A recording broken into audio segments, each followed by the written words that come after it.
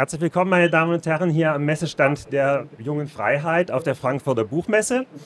Wir wollten Ihnen eigentlich heute hier live präsentieren, den israelischen Dramatiker und Schriftsteller Ido Netanyahu zu seinem neuen, nun auf Deutsch erschienenen Roman Itamar K.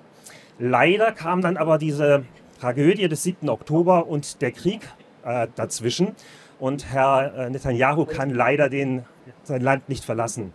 Wir sind deswegen jetzt verbunden mit ihm via Skype und werden ein Interview führen, nicht zu seinem Buch wie geplant, sondern zum aktuellen Konflikt. Aber Sie werden in den nächsten Ausgaben der Junge Freiheit ein Gespräch mit ihm über sein Buch und auch eine Rezension finden. Herr Dr. Netanyahu ist eigentlich von Beruf Radiologe, aber gleichzeitig hat er sich als Dramatiker und als Schriftsteller einen Namen auf internationalen Bühnen gemacht. Und er ist der Bruder des aktuell regierenden Premierministers von Israel, Benjamin Netanyahu. Hello, Dr. Netanyahu. Hello. Thank you very much for joining us for our interview on the current crisis. And I would like to start with the question, how is the situation in Israel for the civilians? Because you were supposed to visit us at the Frankfurt Book Fair, but your flights have been cancelled. So how dangerous is the situation for you? For me personally, it's no more dangerous than for other Israelis. The flights were canceled, that's true, but I would not have gone to promote my book anyway at this time in crisis. I thought of going to Germany to try to promote for the sake of Israel. But the flights were canceled, so I was not able to make it. So we're having this conversation here, which is fine as well. Yeah. It is said that the Israeli nation was traumatized by the surprising attack of the Arab armies in 1973. So now something similar has occurred on the 7th of October. How do you think that this tragedy will affect Israeli society in the long run? It's two different things.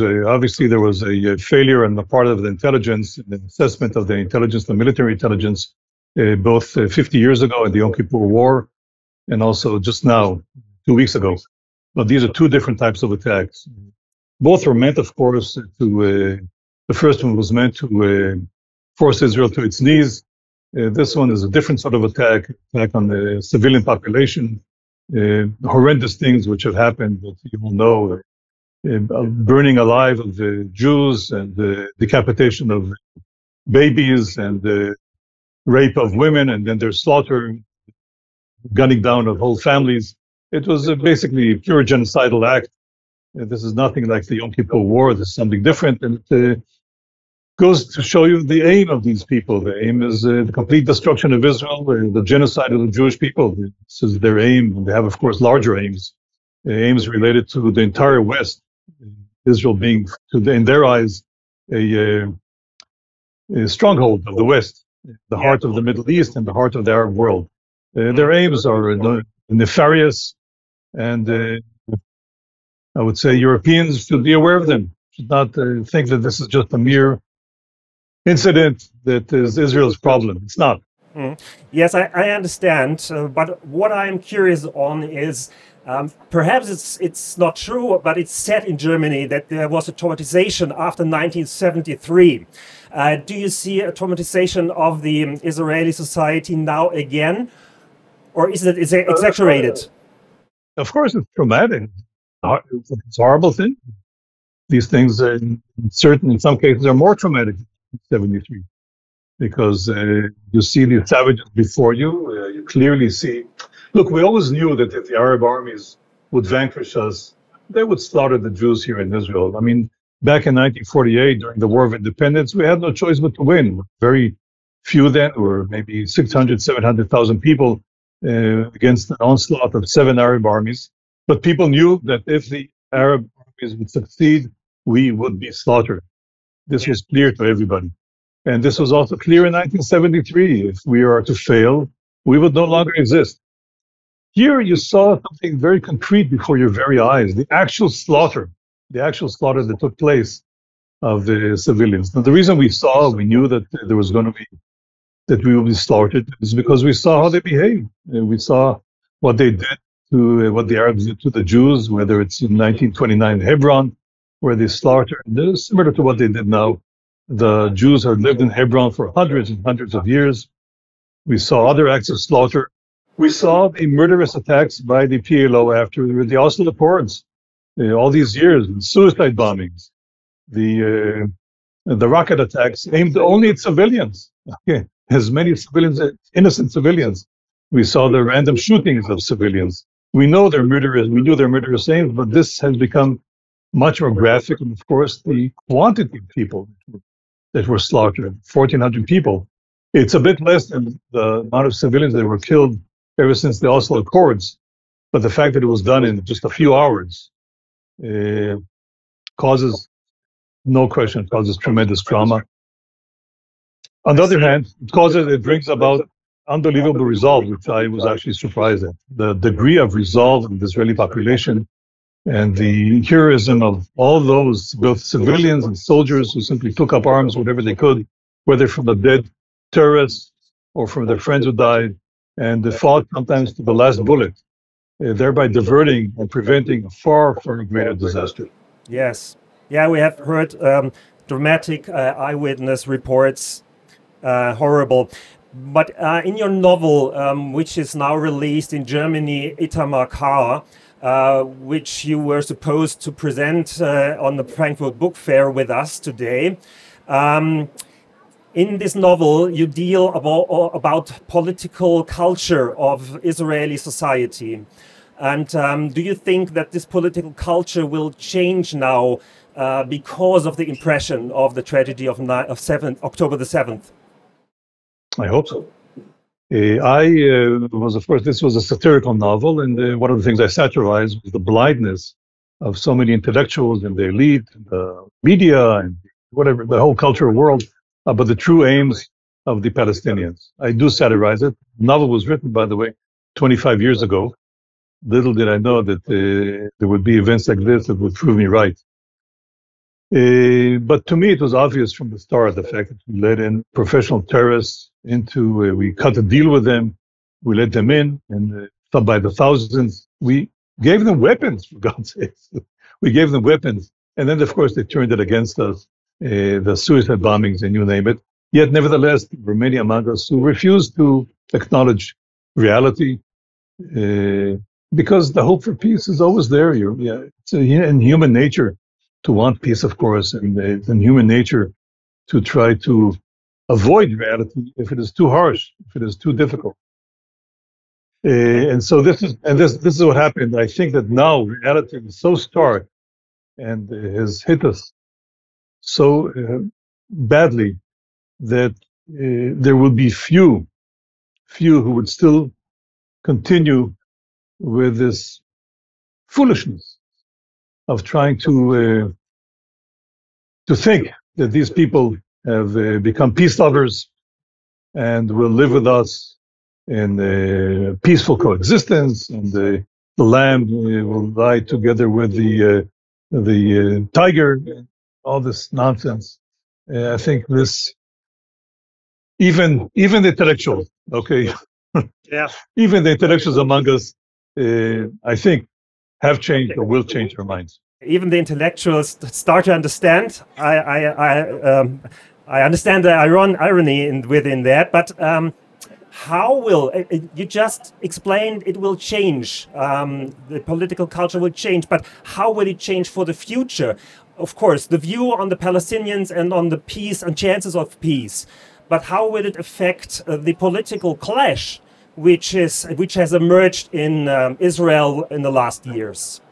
You talk about internal politics. That I can't predict. Politics is the most unpredictable thing in the world. Okay, what political coalitions will be formed and how it will be formed. But one thing for sure, even the parties, so-called centrist parties, which are really center-left, will change their tune. No question about that. Now, will they be foolish enough, even if they get to power, to do the bidding of what might be American pressure and European pressure to come up with some sort of a supposed two-state solution, which is not a solution at all? It means it's committing suicide on our part. will they be able to, they won't want to do it, but will they be able to withstand the pressure if they indeed ever come to power, which I don't know. And it's hard to predict. That I don't know. I hope that they'll have sufficient sense and sufficient resolve not to go that route, which is a disastrous route. It's the route that they decided on when they reached an agreement with Arafat, the arch terrorist, back in the 90s. I hope that they will not go this route again. I don't believe they will. A big challenge in the last years is the clash between the left and the right in Israel concerning the political changes the government of Premier Netanyahu wants to conduct. The one call it reform, the others call it a kind of coup d'etat. And I would like to ask, what do you think, how will this conflict in the future? You said it's difficult to predict, but nevertheless I ask, how will this conflict develop? Well, this conflict evaporated, of course, on the day of the Hamas attack. Oh yeah, I'm not saying it will come back. Yeah. But right now it's non-existent. It was put on the back burner. It was really put before that on the back burner because of the various events that happened politically here in Israel. But certainly right now we're not talking about it. And as strong as the clashes were and the chasm was between the left and the right in Israel, that has been put away for the time being. What will happen in the future, half a year from now, or when the war is over, things, of course, politics is what it is. And of course, people have disagreements, and among them will be probably this disagreement. But this is not something that is of any relevance right now. And I don't want to start blaming anybody, and I don't want to talk about who was right and who was wrong. This is not the right time for it. I see. Well, please allow me to add another question concerning the political future. Your brother is Israel's Prime Minister, Bibi Netanyahu, as he is called in Israel, and political commentators say that he will not survive October the 7th politically after the war has ended. Are these political commentators right, or are they wrong? It's not important. Right, it's not important. Okay, the question is, it's not in. Look, once again, as I told you, I don't want to go into politics. It's not important really whether he himself and that's how he looks at it, whether he himself survives politically or doesn't survive politically. The question is how to proceed with the war, how to win in the war, how to destroy Hamas completely, 100%, to prevent any military force, any terrorist force from arising in the Gaza Strip again. And the big problem also, what to do with Lebanon, what to do with Iran. That's the major question. Iran is all behind all this. Whether it planned the actual attack itself or not, I don't know. But it was the one that's backing Hamas. It was the one that funded it, was the one that taught it everything. And it is standing behind it firmly. And of course, they're the ones behind Hezbollah and Lebanon, which are forced by Hamas and have 150,000 rockets. So these are all the issues that are facing Israel, a very important issue. Not to mention, of course, the great issue of the nuclear weapons that Iran is trying to amass, trying to produce. They're trying to have an arsenal of nuclear weapons.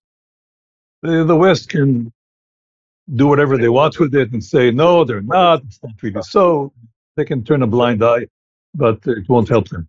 Once Iran has a nuclear arsenal, this will change the Middle East completely, from one end to the other. It will change the world completely, because Iran will take over one form or another in the Middle East. There's no question about that. It'll become extremely powerful. And believe me, it will threaten Europe. It will threaten other countries. And it will ask Europe. And it wanted to do it.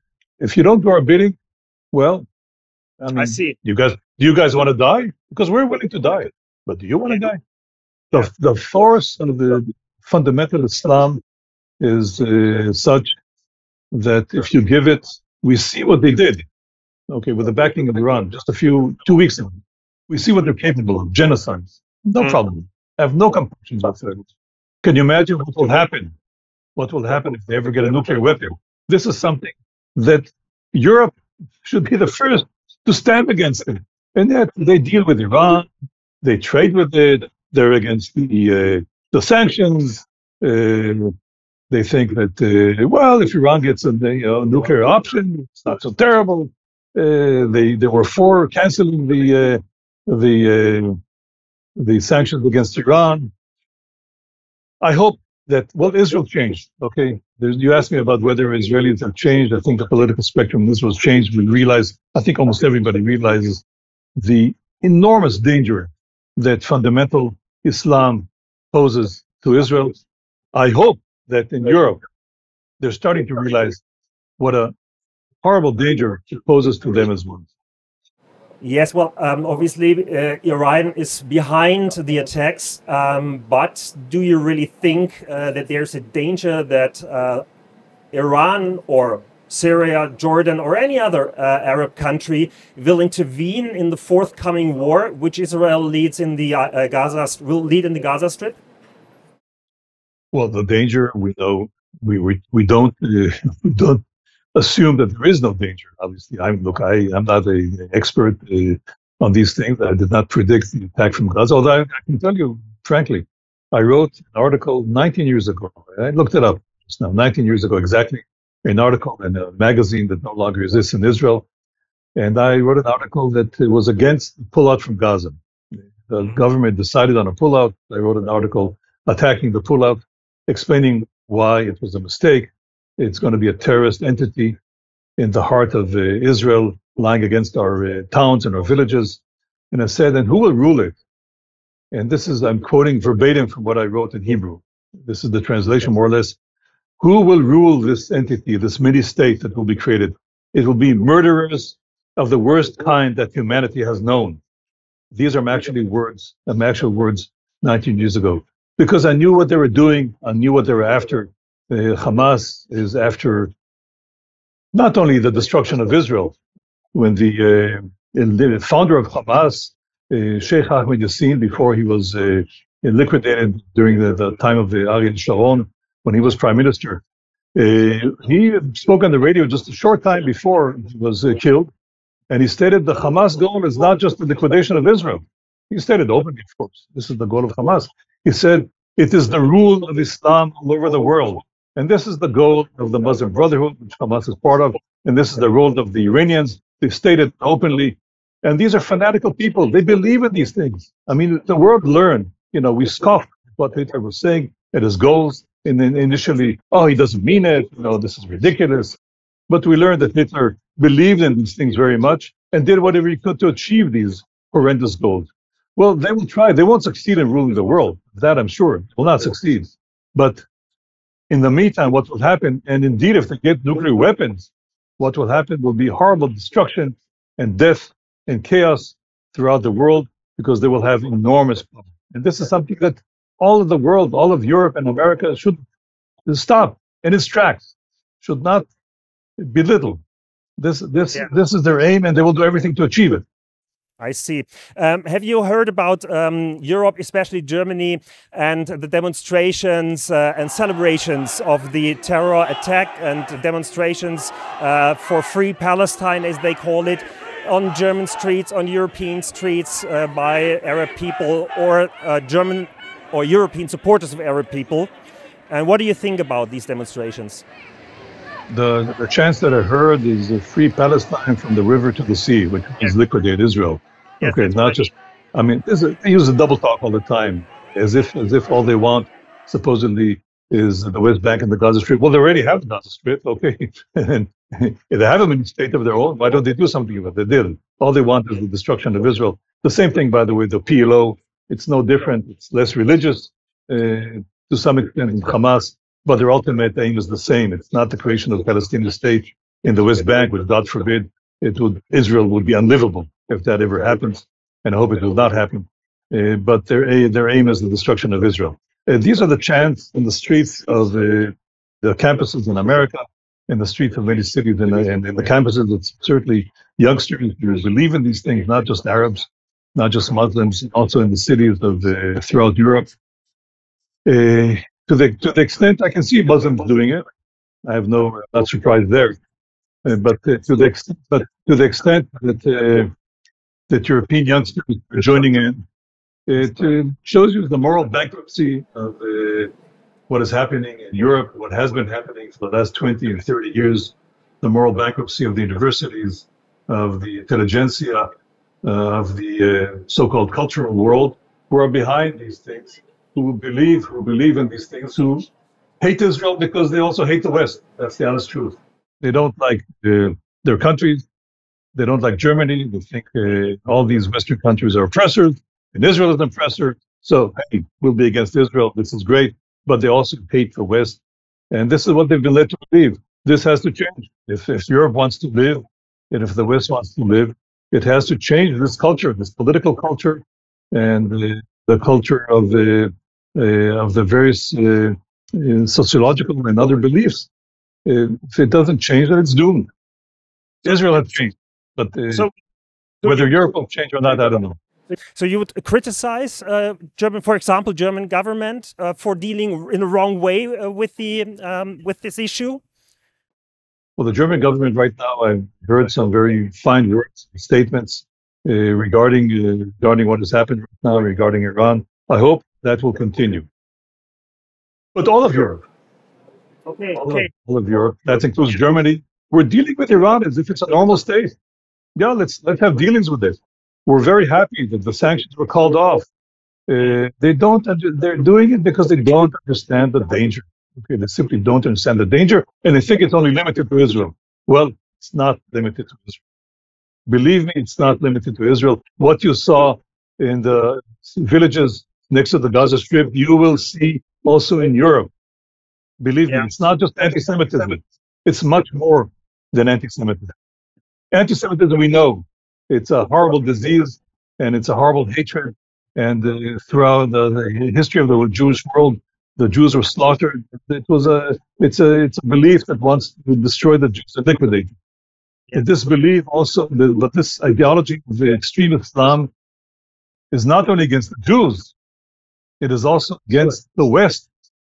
And so it will take no hostages when the time comes. Yeah. Yes. I'm afraid you may be right, because we in Europe suffered two terrorist attacks in the last days. One in France, a teacher's throat was cut off, and another one in Belgium, where an Islamist shot two Swedish guys. And what do you think about the forthcoming invasion of Gaza Strip? Because there are two things absolutely certain. First is that the Israeli Defense Force will, of course, win this war. Second is, after it, Hamas will return to Gaza. In any way, in what way ever. So is Israel doomed to repeat the same war every 10 years? Or what do you where will this invasion lead to? No, we're not doomed to repeat it. The reason all this happened is because we left the Gaza Strip. So long as we controlled it, these things could not have happened. Just as they cannot happen in the West Bank, because we control it militarily. And whenever there is a terrorist cell anywhere, we go in, just as we did, I think, yesterday, and kill. Yesterday, I think we killed 12 terrorists in the West Bank, Hamas terrorists. We did the same thing at the Gaza Strip. This thing happened because we allowed these horrible people to control a territory, and we allowed them to have a common border in which they could smuggle in arms through the tunnels from Egypt. And we will not let happen again. How Gaza will be controlled afterwards, civilian control and all that, I cannot tell you. I don't know. I haven't even thought about it. But there has to be total military control by Israel. There's no other choice. And it doesn't mean that we'll have direct soldiers all the time, but if it means bringing in soldiers every day or every week in order to cut off any terrorist organization, we'll do that. We have no choice. If it means another 10 years, for the next 10 years, for the next 20 years, for the next 30 years, it doesn't matter. Yeah, but Dr. Netanyahu, let's be honest. If you really want to prevent the return of the terror, you have to the Israeli armed forces have to occupy Gaza for an unforeseeable time. But that if you can, it's not true. If you control, it could be. First of all, if there's no choice, then we have no choice but to do it. But if you control the border with Egypt, you control the sea border, and they cannot smuggle in the kind of arms they've been smuggling in, and the rockets, and all these things. And if you have enough places stationed, with soldiers stationed in certain locations, so that you can go in swiftly and quickly whenever you hear of any gathering, then these things won't happen. I'm not saying there won't be terrorist attack here and there, but like we have also from the West Bank. But nothing like what it happened because we gave up completely, we pulled back. Our army was not going into Gaza, was not doing it. The only thing we were doing is bombing them, okay? Because there was no support in Israel for retaking the Gaza Strip. Now there is, of course, after what's happened. But until now, there was no support by the public. We did not want our soldiers to die taking over the Gaza Strip. Well, you can't fight that. That's the political will of the people. But now there is a will to take back the Gaza Strip. To what will happen afterwards? Do we need to have civilian control and complete? Will the army be in control? Will another civilian entity be in control? I can't tell you. I don't know. Whatever is necessary, whatever we deem necessary. It doesn't really matter. I don't really care. Okay. Whatever control needs in order to prevent these things from arising again, that's the control we will have. Okay, Dr. Netanyahu, thank you very much for your honest words, your time and effort, and also for your warnings addressed to the European. If I can just add one more thing, yes, there's no question that with Israel, you mentioned Israel going into the Gaza Strip, it will, and there's no question there will be many civilian casualties for the very reason that the Hamas always has been, and will use them as human shields, not as human shield, but as a human fodder, in order for propaganda purposes, in order to increase, this is the sickness of Hamas. They want to increase the deaths among their own population in order to gain propaganda, to make propaganda points in the West and in Europe. But this will happen. You cannot avoid it. And this will happen. They will use it for propaganda. And I very much hope that the very strong support that Israel is now receiving from several Western European countries will not wane with the growing list of civilian casualties among the Gazans. I hope that the West understands that it should understand that these are not intentional casualties by Israel as opposed to what Hamas does, and that these are what's called collateral damage. God, when America destroyed ISIS and destroyed Al Qaeda, believe me, they killed many more civilians than we will ever, unfortunately, kill in the Gaza Strip. Yeah, I have looked up the number, the last intervention of the IDF in the Gaza Strip. There was about 100 civilian Palestine casualties for one Israeli casualty. It's really horrific for both sides. Yeah. So thank you for mentioning this topic. This proportionality of how many people die here, how many people die there is ridiculous.